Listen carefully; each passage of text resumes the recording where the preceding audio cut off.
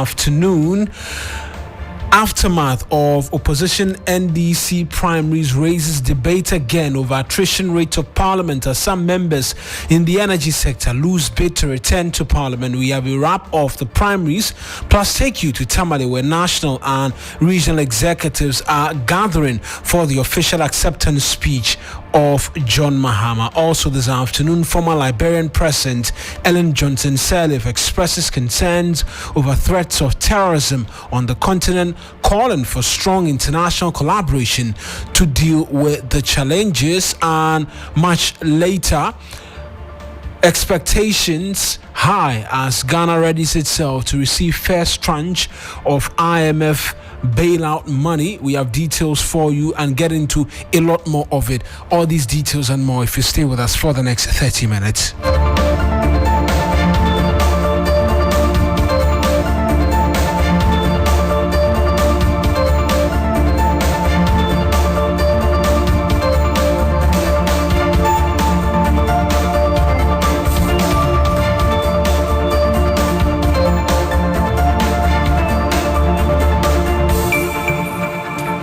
Pleasure that you could be a part of this afternoon's bulletin. It's streaming live on Facebook. Our handles 3FM927 as well as on Twitter 3FM927. I am Eric Mawuena Egbeta. Let's get into the details now, because the dust is beginning to settle after the National Democratic Congress over the weekend went to the polls to select a presidential candidate and parliamentary candidates. With all but the Ketu North constituency still outstanding, 16 incumbent members of parliament lost their bids to return to the legislature, a situation which has resurrected the debate of parliamentary attrition.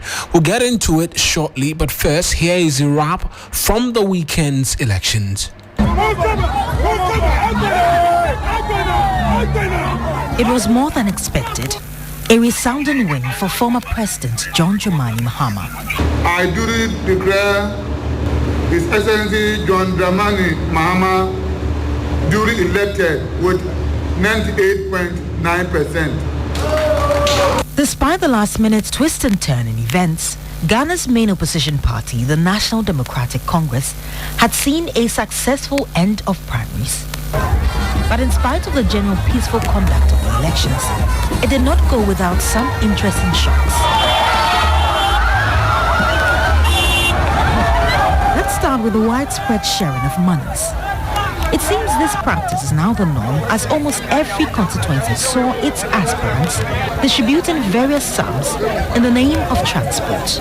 The issue was so rampant that it has attracted criticism from former Minister of Health Alex Sebefia, who admits it is a bad practice copied from the MPP. Interestingly, a good number of aspirants who invested heavily in the delegates did not get value for their money and soon became victims of the popular saying, fear delegates. But that's not all. Even more shocking was the number of MPs who lost their seats in the just ended primaries. 16 MPs will not be on the ballot paper for the NDC for the 2024 elections. Notable amongst them is MP for Sagnerigu, ABA Fuseni, who suffered a shocking loss. I want to believe that with the good work that I've done with them, with the report that I have with them, with the elevation, today Sanaru is a household word in Ghana, and we cannot have any acute debate in parliament, without the participation of Sanaru. And so we have grown the constituency to a point where the constituency cannot go back. Some bigwigs of the party had their children, mostly sons, in the race as well, and many of them left disappointed. You sound so confident that Dufo Jr. is winning. He is winning. Hands down. Okay. Take the case of Dr. Kwabena Dufo, who made a last-day withdrawal from the presidential contest. His son, Kwabena Dufo II, who contested the Setria from Plains constituency seat, lost to Hajia Afra Nasira by just 8 votes. Another NDC bigwig, Dr. Eko Spiogabra, also had his son, Sebastian Kobi Spiogabra, on the losing side. There was a win for the son of the national chairman of the NDC, however. Johnson Asiedu Nketiah's son, Charles Asiedu, emerged the winner in the Tano South constituency after polling 698 votes to beat his closest contender, Anajiman Prempe. Not forgetting daughter of NDC's founder, Jerry John Rawlings, Dr. Zanetta Rawlings, who was also given the green light to stand again on the ticket of the party for the Korle-Klote constituency. During the period while we were campaigning, it was really an opportunity for the executives to actually get a first-hand view of my track record over the last 2.5 years. Sometimes we had to go back to my first term as well, just to show some of the achievements as well. And I think the work spoke for itself. In all, it was an election characterized by intrigues, victories, and some big blows. Judith Chutamo, TV3 News. So that's a wrap of proceedings from over the weekend, where it was thrilling and exciting for many who emerged victorious. But like we were talking to you, 16 incumbent members of parliament lost their bid to return to the legislature. And I'll just walk you through some of the notable names. So Kwabena Donko for Pru East, ABA Fusheni, Sagnaregu, Thomas Tangumba Chirigia, Navrongo Central. There was Edward Bauer, who's the Bongo MP. He lost as well. Dela Soa, the member of parliament for Pando, amongst many others who lost the bid to return to parliament. Let's go on to Zoom now. Dr. Rashid Draman is the executive director of the Africa Center for Parliamentary Affairs. He's joined us on the telephone lines for a conversation this afternoon. Many thanks, Doc, for speaking to us. And so another parliamentary primaries, and then another conversation about attrition rate and the need to protect the institution of parliament and members who served long enough to ensure that the practices of the House continues to remain. Your thoughts on 16 members losing their bid to return to parliament again? Well, so if we look at the numbers, if we look at 16 out of 137, I don't know whether you have worked out the percentages, but I think the rate of attrition is not that high, given that it's a competitive process. Having said that, if we go deep into the numbers and look at the likes of Honorable Kwabena Donko and then other experienced MPs like ABA Fuseni and so on who lost, it takes us back to the age-old conversation that we've been having about, you cannot legislate to protect MPs, right. But a party can go into some arrangement, given perhaps maybe what it wants to achieve as its legislative agenda, and agree and say, look, there are some seats that we need to protect, and then maybe make sure that those seats are not open to competition. But I don't think our parties have been having that conversation, and also given the high, how will I put it? The very high cost of politics, in our country, the role of money and how it skews representation.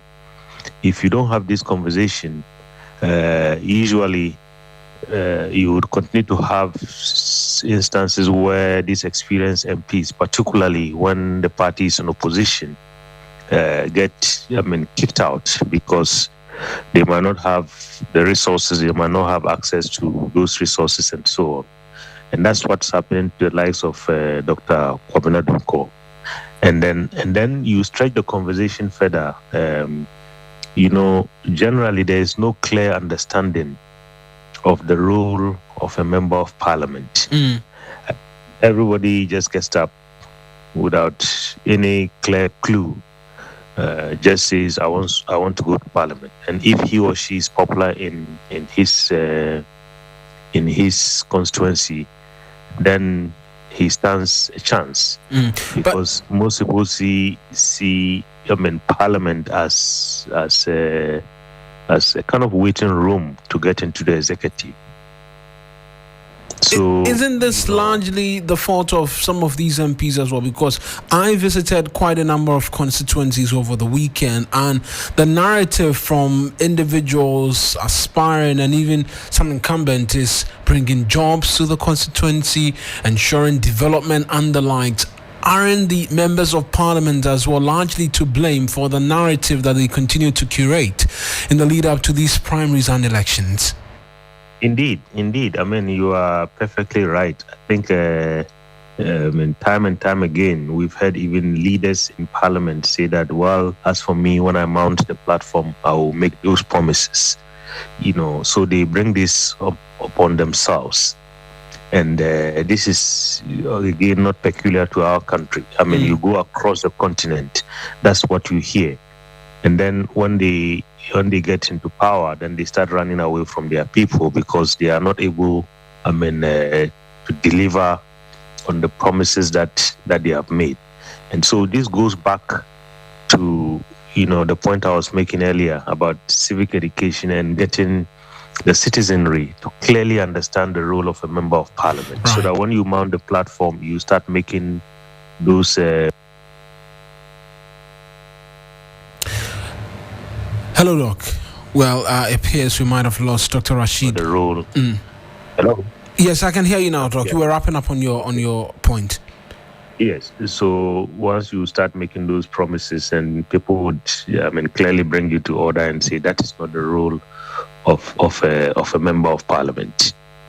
Right then, Doc. I appreciate that you could provide this more education on this subject matter for us, Doc. That's Dr. Rashid Draman. He is the Executive Director of the Africa Center for Parliamentary Affairs, speaking to us on the subject of attrition rate in Parliament.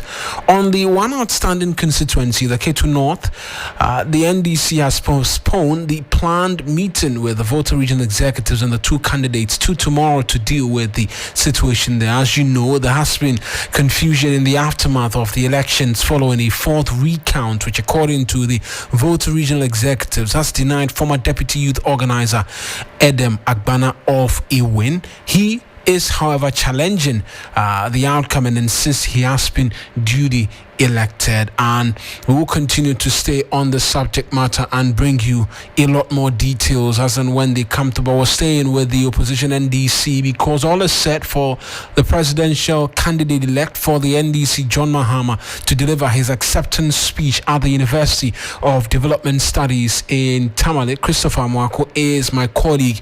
He's there for us. You join us on phone with some additional details. But while we're at it, the special prosecutor, Kisie Jabin, has written to one of the parliamentary aspirants in the Ejura constituency who was captured on tape spraying cash around in the lead up to the elections, and an invitation has been thrown to her as the special prosecutor commences investigations into the development. As and when the investigations go forth, we'll be bringing you details. But let's return to Tamale, where Christopher Mwako is monitoring that acceptance speech, formal acceptance speech by former President John Dramani Mahama. He's joined us on phone. Chris, talk to us about preparations ahead of the event. Already we're picking signals that all regional executives and national executives as well are thronging the UDS campus in wait for the former president's address.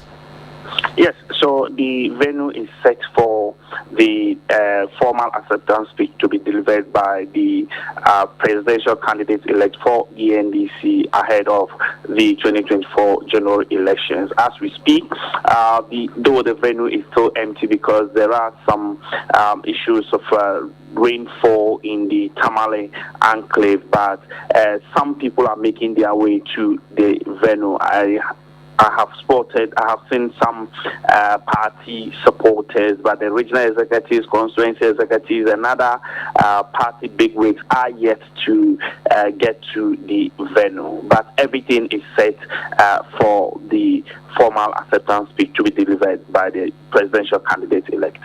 Right then, Christopher Mwako, my colleague in the northern and Savannah region, is providing details there for us. So moving away from this now to the matters on the economy, because the first tranche of the International Monetary Fund bailout is expected to support the country's balance of payment will soon hit the Bank of Ghana's account. It is expected that the IMF board will approve the cash disbursement as soon as it considers a request for Ghana's program this Wednesday, May 17. Part of the first tranche will come in by Friday, March 15, while the remaining should be disbursed by June 2023. My colleague Sani Abdul Rahman, he has a lot more context for us on this development and joins us via Zoom from the United States. He's joined us shortly. He'll join us shortly. But as you know, the president last Friday mentioned that Ghana had secured the approval of the Paris Club as well as the Chinese government. Sani Abdul Rahman, he's joined us via Zoom now. So Sani, you have been following this particular development since the news of the president announcing that the country was headed towards the IMF became public. Walk us through the processes and how far we've come in terms of the money finally coming through for us in terms of agreeing with the IMF. Well, Mawuena, quite a huge relief for managers of the Ghanaian economy, looking at where we have come from, looking at the impacts of the global twin event on the Ghanaian economy, coupled with the domestic challenges that resulted in Africa's first debt restructuring, which also left a lot of local bondholders counting their losses. So if there is any sort of a way out of these storms, I'm sure managers of the economy will be super excited. What we know so far now that there is more than the word commitment itself here in Washington from the side of the IMF to ensure that when it sits, its board meets on Wednesday, they will approve the program and of course also approve the first tranche of the money for the economy, which is in excess of $600 million. So Mawuena, we know the board is committed. We have engaged some of our sources inside the fund. They have indicated the readiness of the International Monetary Fund to grant the loan when its executive board meets on Wednesday.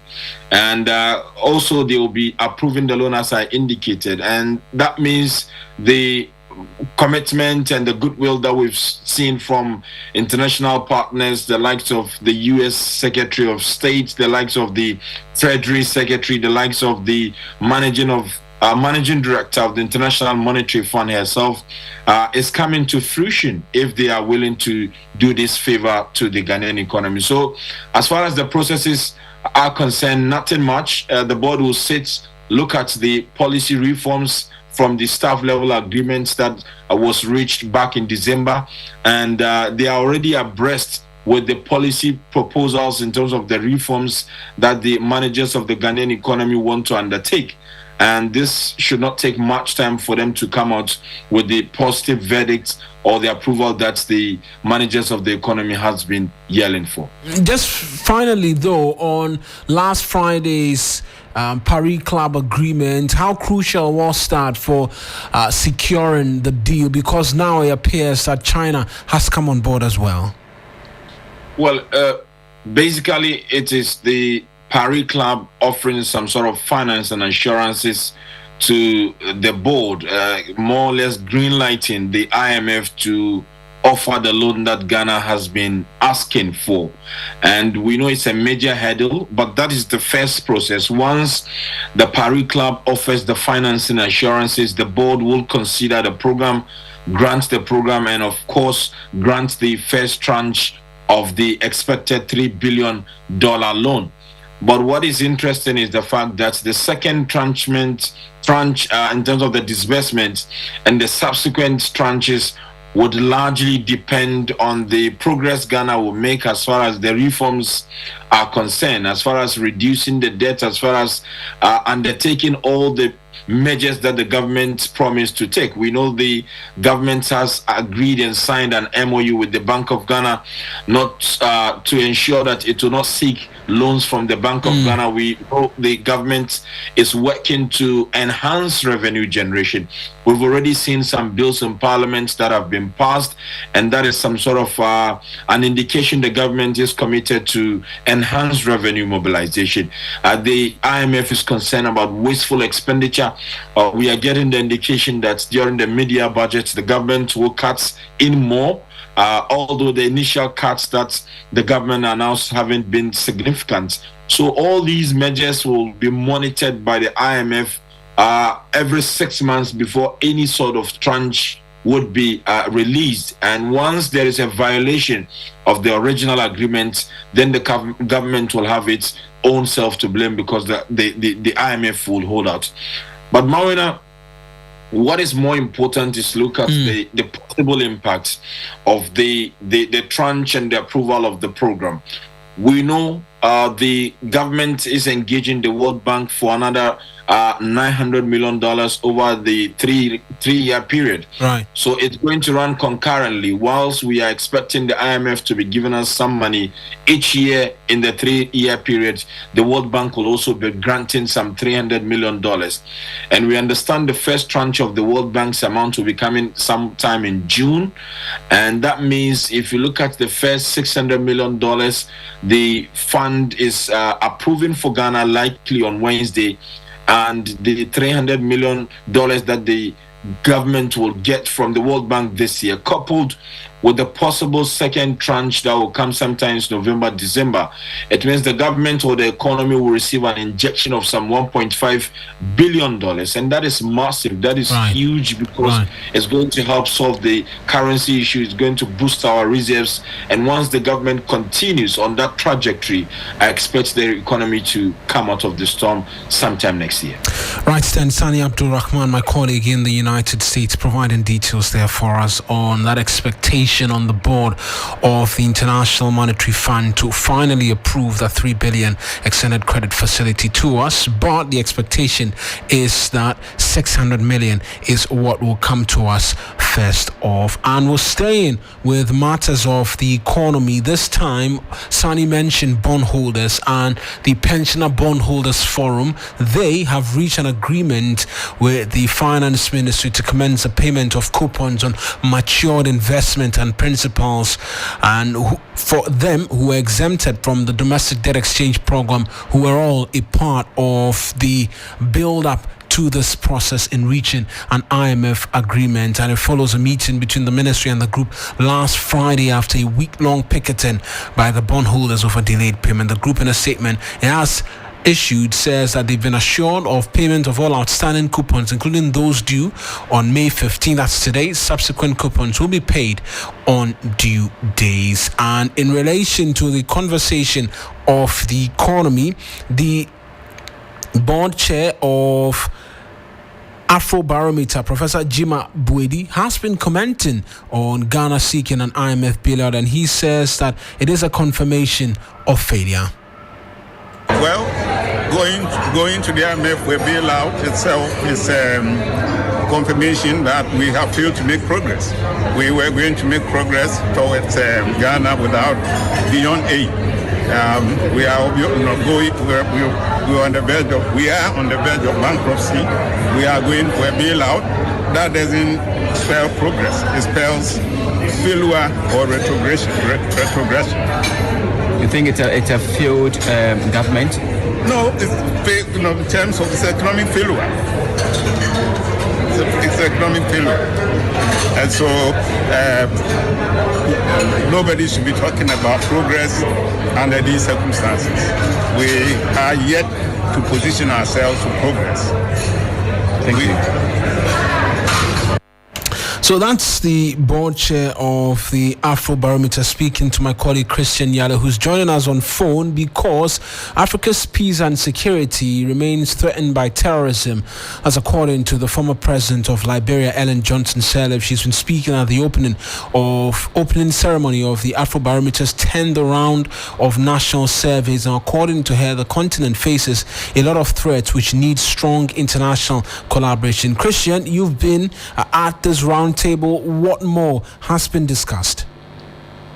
All right, so we know that Afrobarometer has over the years provided, periodic data on African experiences and also evaluations of democracy, governance, and quality of life. So 8 of 8 survey rounds in up to 39 countries have been completed since 1999.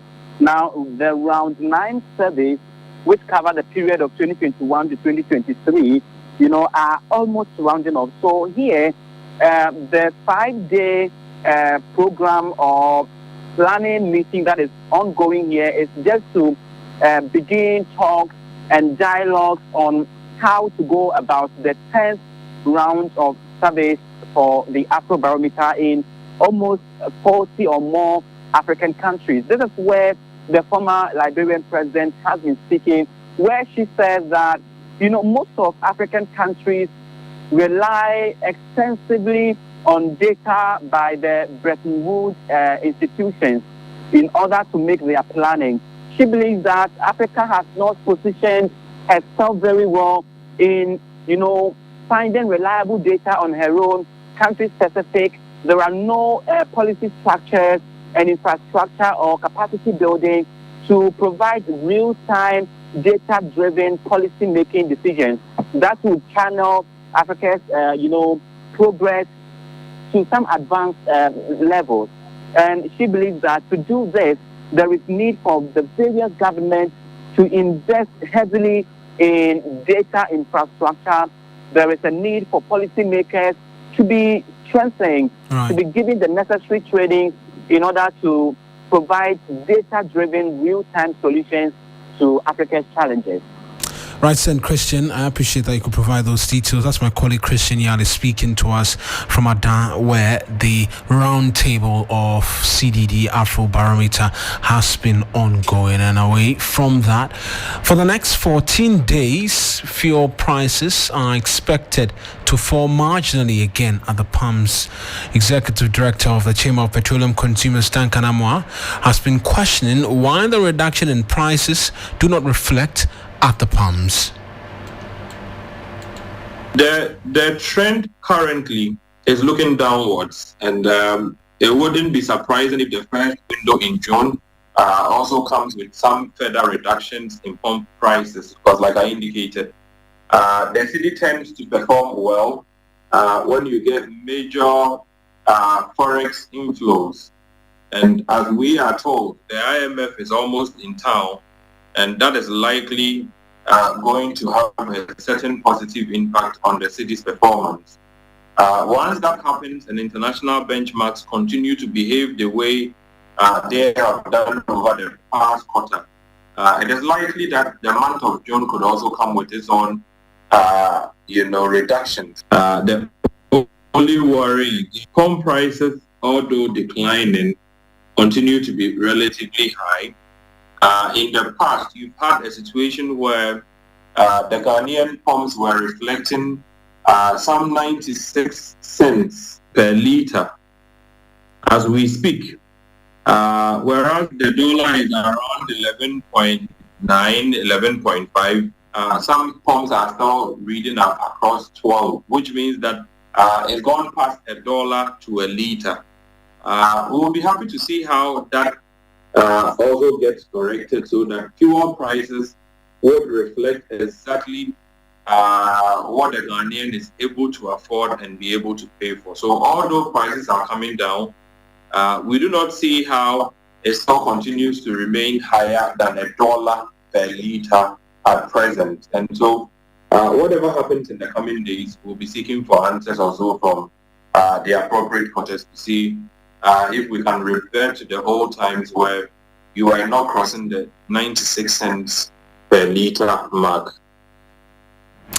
That's Dan Kanamwa. He's the Executive Director of the Chamber of Petroleum Consumers Ghana, ending this afternoon's edition of the news here on 3FM 92.7. As always, a lot more news if you stay with us here on 3FM 92.7 and on 3news.com. I am Eric Mawuena Egbeta, the business team. They're up next with the very latest from the world of business.